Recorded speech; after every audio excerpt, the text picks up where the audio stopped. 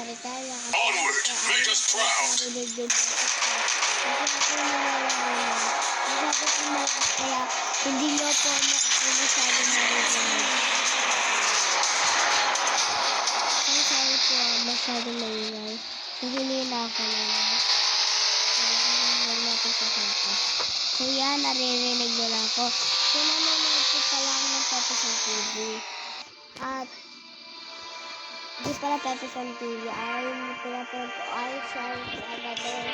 Kasi kuya ko naman siya yung nagpapasalita sa akin. Ginawa na kami ng mga video. Kasi nga yung isang ng video ayaw na sa page na. Kaya ayun. At ginawa kami ng ulit video.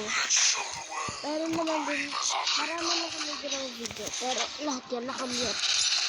At marami naka yung iba, yung mali, yung iba, nasa school ako, yung iba, hindi, yung iba naman. At alam niyo ba, siya nagtitignan niya kanina at di siya nakapasok. Ako yung nagtapsipit, so sabi ko, excuse po ma'am, di po makakapasok si Mark kasi po, masakit po sa niya. So, yun yung sinabi ko. Wala na akong masabi. So, inamute ko muna.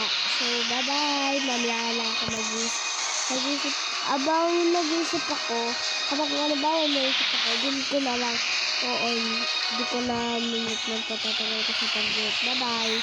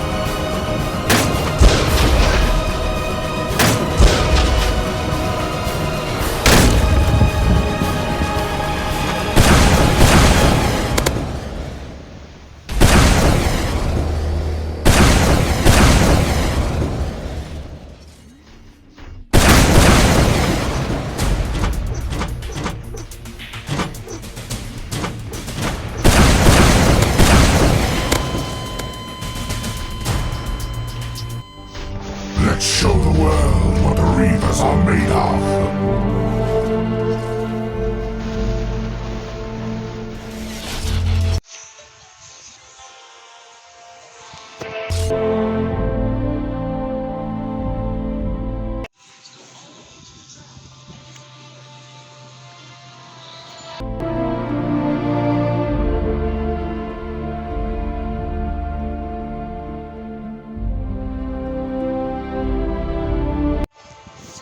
Guys, naglalag yung cellphone ni Kuya. Di ko alam kung naglalag ba o ano.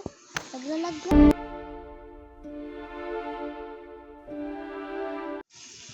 So, ayan guys.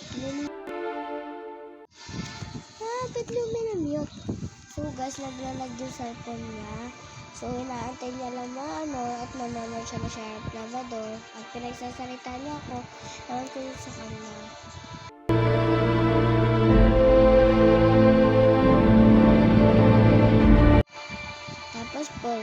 Tapos na yan po yung video kasi po baka po mapahaba. Bye-bye. Bye na po.